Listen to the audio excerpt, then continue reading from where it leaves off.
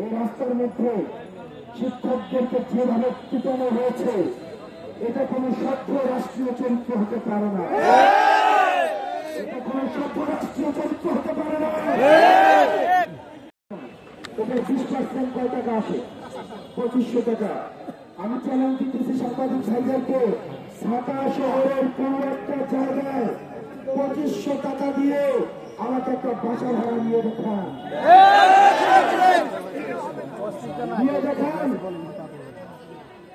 মফস্বলে কোন জায়গায় 2500 টাকার বাসা ভাড়া হয় না।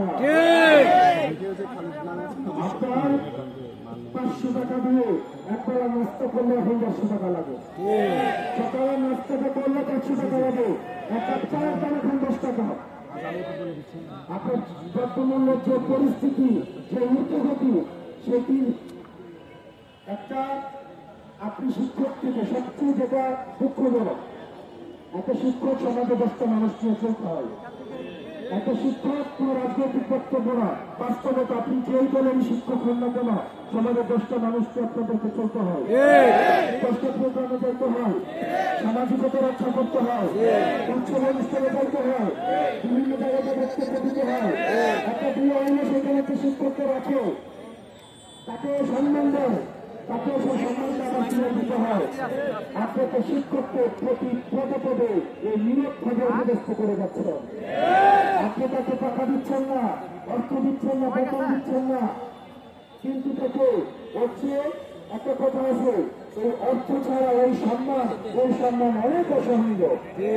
তার চেয়ে ভালো ছিল এটা সম্মান, কতজনের টাকা, কিন্তু মানুষ হচ্ছে সম্মান আর সম্মান তারা দিতে। এই সম্মান এমন অসুস্থি হয় যে নামাজের পরে সুন্নত নামাজটা করে তাড়াতাড়ি বাসায় চলে আসে।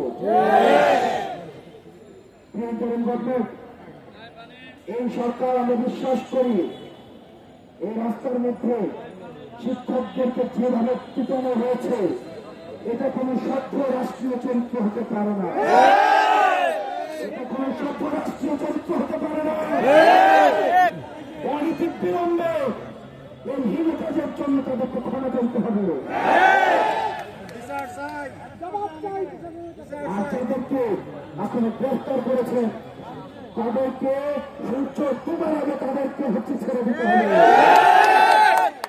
প্রিয় শিক্ষক সমাজ, আপনারা আমাদেরকে তৈরি করেছেন, ক্লাসে বেরিয়েছেন।